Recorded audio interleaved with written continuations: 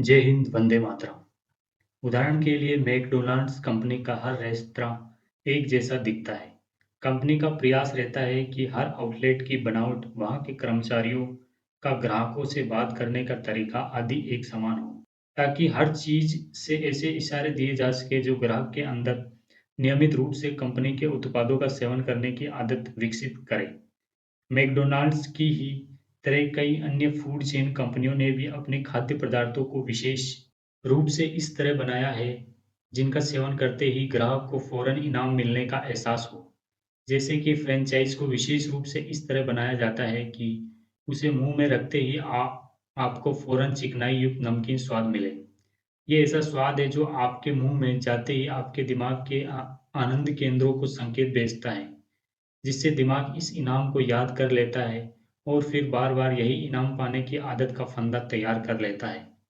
हालाँकि ये आदतें कच्ची ही होती है, जैसे अगर किसी इलाके का कोई फ़ास्ट फ़ूड रेस्तरां बंद हो जाए, तो उस इलाके में रहने वाला वह परिवार जो उस रेस्तरां में नियमित रूप से जाता था, वे उस इलाके से दूर जाकर कोई और रेस्तरां ढूँढने के बजाय दोबारा घर के खाने को प्राथमिकता देने लगता है। यहाँ तक कि एक छोटे से छोटा बदलाव भी ऐसी आदतों के फंदे को तोड़ सकता है। पर ये फंदे निर्मित होते समय हमें पता ही नहीं चलता कि हमारे दिमाग के किसी कोने में कुछ ऐसा हो रहा है। इसलिए हम ये नहीं जान पाते हैं कि हमें इन आदतों को कैसे नियंत्रित करना चाहिए। पर इशारों और इनाम पर ध्यान देकर हम अपनी आदतों में बदलाव ला सकते हैं। यूजिन की बीमारी के 7 साल बाद सन 2000 तक उसके जीवन में एक प्रकार का संतुलन आ गया था। वह हर सुबह टहलने जाता था, अपनी मर्जी का खाना खाता था और कई बार तो वह दिन में 5-6 बार खाना खाता था। यूजिन को इस बात से कोई फर्क नहीं पड़ता था कि टीवी पर उसके पसंदीदा हिस्ट्री चैनल पर नया कार्यक्रम आ रहा है या किसी पुराने कार्यक्रम का दोबारा प्रसारण किया जा रहा है। उसकी पत्नी जानती थी कि जब तक हिस्ट्री चैनल चल रहा है, तब तक यूजीन अपनी मखमल की कुर्सी पर आराम से बैठा टीवी देखता रहेगा। लेकिन जैसे-जैसे यूजीन की उम्र बढ़ती गई, उसकी आदतों का उसके जीवन पर बुरा असर पड़ने लगा। टीवी पर चल रहे कार्यक्रम में उसका मन लगा रहता था, इसलिए वह दिन भर टीवी के सामने निष्क्रिय बैठा रहता था। यूजीन की इस आदत के कारण डॉक्टरों को चिंता थी कि कहीं उसे दिल की बीमारी ना हो जाए। डॉक्टरों ने बेवर्ली को बताया कि उसे यूजीन को हल्का और स्वास्थ्यवर्धक खाना खिलाना होगा। बेवर्ली ने डॉक्टरों की सलाह मानने की कोशिश भी की, लेकिन यूजीन कब क्या खाएगा ये तय करना और उसके खाने पर नियंत्रण करना मुश्किल था। बेवर्ली की चेतावनियों और डांट फटकार को यूजीन पल भर में भूल जाता। मांस और अंडे पकाकर खाना यूजीन की आदत बन चुकी थी, इसलिए भले ही फ्रिज फल और सब्जियों से भरा हो, पर यूजीन हमेशा मांस और अंडे ही खाता था। उम्र बढ़ने के साथ-साथ यूजीन की हड्डियां भी कमजोर पड़ने लगी। डॉक्टरों ने उसे संभलकर चलने की सलाह दी, लेकिन समस्या ये थी कि यूजीन खुद को अपनी असली उम्र से 20 साल छोटा समझता था, इसलिए उसके मन में संभलकर चलने का ख्याल तक नहीं आता था। स्क्वायर के अनुसार याददाश्त ऐसा विषय है जो मुझे हमेशा आकर्षित करता रहा है। जब मेरी मुलाकात ईपी से हुई, तो मैंने जाना कि भले ही हमारी याददाश्त कमजोर पड़ जाए या हमें कुछ याद ना रहे, पर जीवन फिर भी बहुत सुंदर होता है। हमारे दिमाग में एक ऐसी अनोखी क्षमता है कि भले ही हमारी याददाश्त चली जाए, पर फिर भी हमारा दिमाग खुशी ढूंढ ही लेता है। पर अंत में दिमाग की यही क्षमता यूजीन पर भारी पड़ गई। बेवरली को आदतों की जितनी समझ थी, उस हिसाब से उसने यूजीन की मदद करने की बहुत कोशिश की। बेवरली समझने लगी थी कि कुछ नए इशारों की मदद से वे यूजीन की हानिकारक आदतों को बदल सकती है। जैसे अगर वे फ्रिज में मांस ना रखे तो यूजीन बार बार मांस नहीं खाता था। अगर बेवरली यूजीन की कुर्सी के बगल में सलाद रख दे तो वे मांस भूलकर सलाद खा लेता था।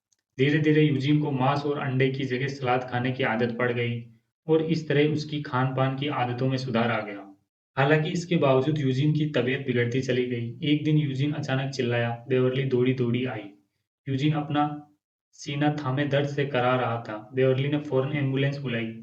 अस्पताल में बताया गया कि यूजीन को दिल का दौरा पड़ा था।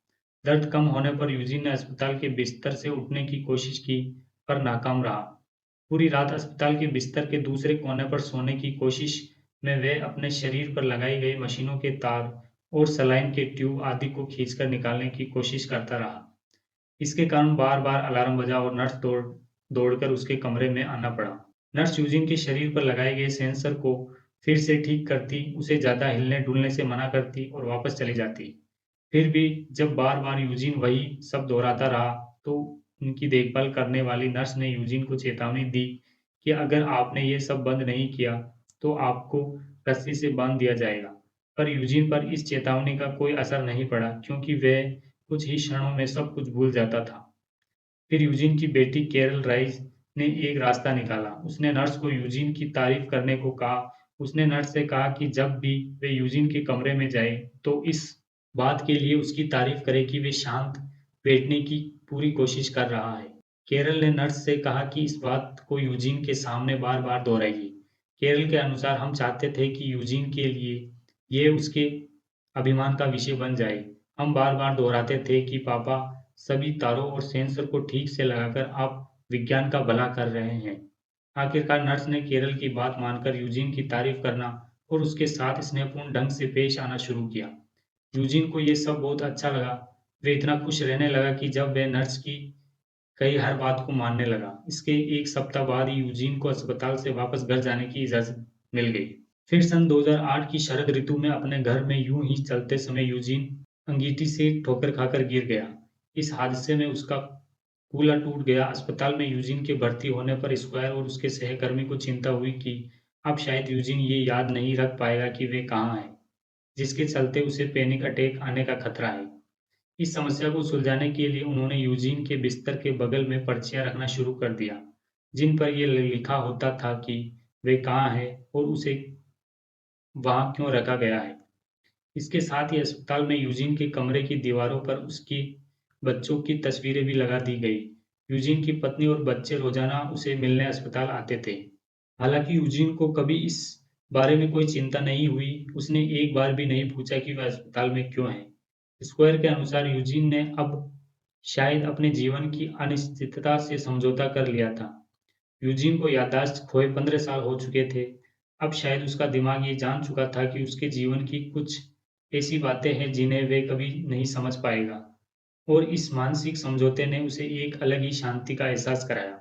यूजीन की पत्नी बेवर्ली रोज अस्पताल आती थी। बेवर्ली के अनुसार मैं उससे देर तक बातें करती रहती और उसे याद दिलाती कि मैं उनसे कितना प्यार करती हूँ। मैं उसे हमारे बच्चों के बारे में भी बताती और साथ ही ये याद दिलाती कि हमने अपना जीवन कितने बढ़िया ढंग से गुजारा है। मैं उसे पुरानी तस्वीरें दिखाती और याद दिलाती कि सब उसे कितना प्यार करते हैं। हमारी शादी को 57 साल हो चुके थे, जिसमें से पहले 42 सालों तक हमारा वैवाहिक जीवन किसी भी अन्य जोड़े के वैवाहिक जीवन जितना ही सहज और सामान्य था। कभी-कभी मुझे पुराने दिनों की इतनी याद आती कि मैं उस हादसे से पहले वाले यूजीन की कामना करने लगती थी। तब ये सब अचानक बहुत मुश्किल लगने लगता था, लेकिन मैं जानती थी कि कम से कम यूजीन खुश तो है और मेरे लिए यही काफ़ी था। कुछ सप्ताह बाद यूजीन की बेटी उससे मिलने आई। उसके आगमन पर यूजीन पूछने लगा, "प्लान क्या है?" पिता की ये बात सुनकर वे यूजीन को व्हीलचेयर पर बिठाकर अस्पताल के बगीचे में ले गई, जहाँ यूजीन ने अचानक कहा, "कितना सुहाना दिन है आज, मौसम भी कितना बढ़िया है ना?" उसकी बेटी ने उसे अपने बच्चों के बारे में बताया और फिर वे दोनों वहाँ के पालतू कुत्तों के साथ खेलते रहे।